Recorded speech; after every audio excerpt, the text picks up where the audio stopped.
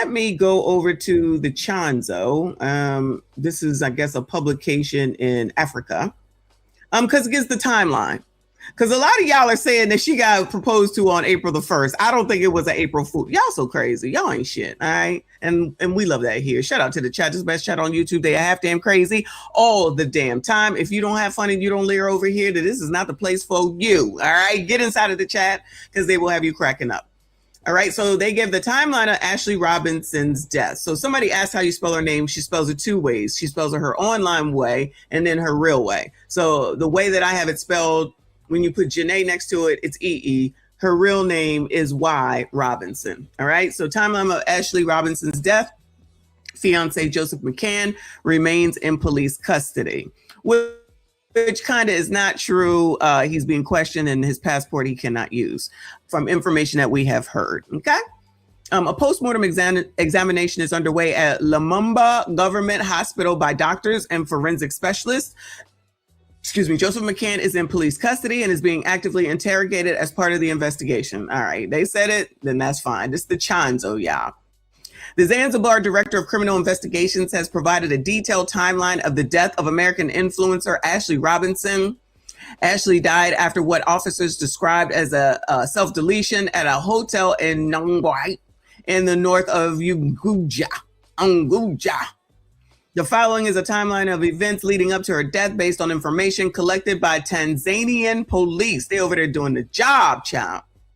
April the 4th, 2026 is when they checked in, which was a Saturday. Ashlee Robinson and her fiancé, Joseph McCann, checked into Zurich Hotel Villa number 25 for tourism. Planned departure is April the 10th, which is a week away. So I thought that when people go to places like Africa and Europe and stuff, that they stay longer than a week. Because, child, my cruises be a week, and I just be going down to the to the Caribbean. So if I'm going all the way over there, and don't it take a long time air-wise in order to get over there, that I'm going to stay there for a week? I guess they had to get back to work. Oh, yeah, he lost $100 million. He ain't had no money. Because what they didn't say here is what we learned yesterday, is that she booked the hotel and he is listed as her guest. And of course, we know that he lost $100 million. So it's possible that he ain't got no money, yeah. Okay. Brokety broke. Now, not broke by our standards, broke by his standards. Because like we said yesterday here on this White People Wednesday, white people, once they have money, ain't got no more. They don't know how to act. They can't handle it. Okay. Say what you want. Selena, are you still here? Tell the truth. She over there talking about white people don't want mixed babies. Maybe white men don't. Maybe white men don't, girl. But I'm just saying. She the resident white person. She can let y'all know. The white woman anyway. April the 8th, 6 p.m., 4 days later, there's a romantic dispute. An argument of a romantic nature erupts between Ashlee and Joseph inside of their villa. A neighbor in villa number 24. Okay, so then that means that they're right next door, so they go in order. So this is new information. A neighbor in villa number 24 overhears the conflict and reports it to hotel management, adding that the couple had been arguing repeatedly since their arrival. New information. Okay? So they had been arguing since they got there. Now, I did say that I think that all of this is performative. I don't believe in none of this. Like, it's happening, but it's all for show. It's all for the internet. It's all for the clicks and the views. Okay? So this is their information. So first of all, Hotel 24 being able to hear Hotel 25 means that they must be pretty close to each other. We saw what the villa looked like, So it's probably open. It's not like the embassy suites, right? But they heard enough that they knew that they was arguing all day, okay? Since they arrived. So if these people got here and they was arguing and they got engaged and they was arguing and then they showing all these wonderful pictures with the animals and they was arguing and they was walking down cheese and with Nala and they was arguing. And then the night after the engagement, they was arguing. Come on now. My point is being proven. This is fake. 'Cause you're a fake, baby. Can't conceal it. Know how I know? 'Cause I can feel it. You're a fake, baby. Shout out to Alexander O'Neal. So I said this shit look performative because everything is being recorded. You know who else we need to hear from, y'all? The person doing the recording. They ain't doing it. Whoever the producer is, whoever the cameraman is, whoever the boom operator is, who is that and where they at and what they know and what they got to say. They know to teach y'all. They know to teach y'all, okay? So we be learning. We be learning. So Villa 24 is next to Villa 25. And then we found out that 65 is 10 minutes away. So on April 8th, it says the evening management intervenes. I don't know if y'all can see this, but I don't want to mess it up. So just let me read. Hotel management visits number 25 confirms a domestic conflict. How are you having a domestic conflict? 1, in another country. 2, on a romantic vacation. 3, on your wonderful birthday. 4, after you got engaged. But your mama is saying she was so happy. She got everything that she wanted. She got everything that she wanted. The mama said that. The mama said that. The daddy said, yeah, I think he got something to do with it. The mama shut him down. They not together. Remember that, yeah. They are not together, okay? She with a white man, because that's her preference as well. Now listen, white people, I ain't got no problem with y'all. White people, don't get your panties in a bunch, okay? But I'm going to tell the truth over here today, all right? Just chill the fuck out, all right? So a neighbor in Villa 24 overhears the conflict and reports it to the hotel management. In the evening, hotel management visits Villa number 25, which is the one that Ashlee and Joseph stayed in, confirms a domestic conflict, and decides to relocate Joseph to Villa number 65. Now, I think yesterday I said Ashlee was in Villa number 65, but I realized today she stayed in 25. He went to 65 because y'all already know the man always got to go. Okay.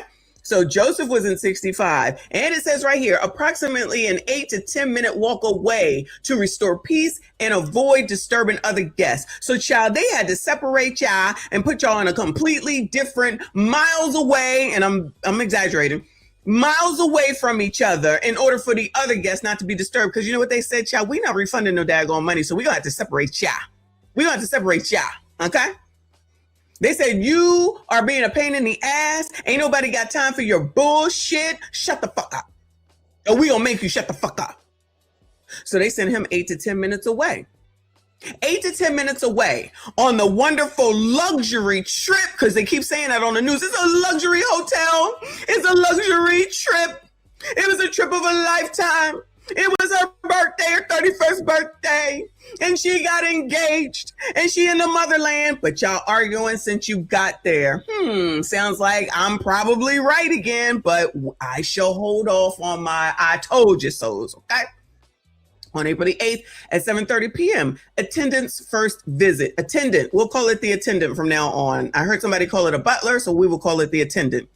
A hotel attendant doing evening rounds visits Villa number 25. I imagine this is like, what's the Eddie Murphy movie? Coming to America, on the second one, though, when they was in Africa. I feel like this is what it'd be looking like. Allegedly, okay? The hotel attendant making the rounds visits 25. Ashlee acknowledges needing service, but asks him to return in 10 minutes. So we heard it was 15. This place is saying 10 to 15. I give him 20 minutes, okay? And borrows his phone charger. Oh, so he gave up his phone charger, yeah. The attendant provides the charger and continues to villas 24 and 26. So I guess out here, they just come around. You need something. I got you what you need. I got you, which kind of goes along with when I watch Sex and the City, the movie. I'm just using that as the reference because, shout, that's all I got because I ain't been over there. They had an attendant as well. Each of them had an attendant. All right. I'm just saying. So April the 8th, no response at the door. Approximately 20 minutes. So they was late. The attendant was supposed to come back in 10 minutes and was late. 20 minutes. As per authorities briefing, the attendant returns to Villa number 25. He knocks, no answer, no lights inside. Using his emergency duty key, he enters the darkened room and hears a thud from the direction of the wardrobe. So they had to wait till he came back in order for the body to drop. That's what that sounds like, right? Why, when he opened the door, the thud happened? Why didn't it happen before then? You know what I'm saying? Does that make sense? We got questions, child. We got questions. April 8th discovery. The attendant finds Ashlee, Hanging, from the internal wardrobe hanger rod using a gray clothing belt or bathrobe belt. She is still alive but struggling. He immediately rushed to raise the alarm. Ring the alarm. I've been doing this too long. Sorry, y'all. That's just how I am. April the 8th at 8:55 p.m. an emergency response. Hotel management arrives, takes Ashlee down, administers first aid, and rushes her to the nearest hospital for urgent care. April the 8th to the 9th, transfer to Ampola Hospital. After initial emergency treatment, Ashlee is transferred to Ampola Hospital in Magharibi region for further medical care. On April the 9th at 3 p.m., death. Shit. I thought she was alive for 2 days. All right. April the 9th at 3 p.m., death. Ashlee Janae Robinson passes away while still at the hospital. Other key details. A post-mortem examination is underway at Lumumba Government Hospital by doctors and forensic specialists. Joseph McCann is in police custody and is being actively interrogated as part of the investigation. The family is participating in the post-mortem process of the deceased through a specialized coroner institution, which is representing the family. The U.S. Embassy in Dar es Salaam has provided the necessary verification of the coroner institution to the Tanzanian authorities. Police have confirmed that if any criminal act is established, charges will follow.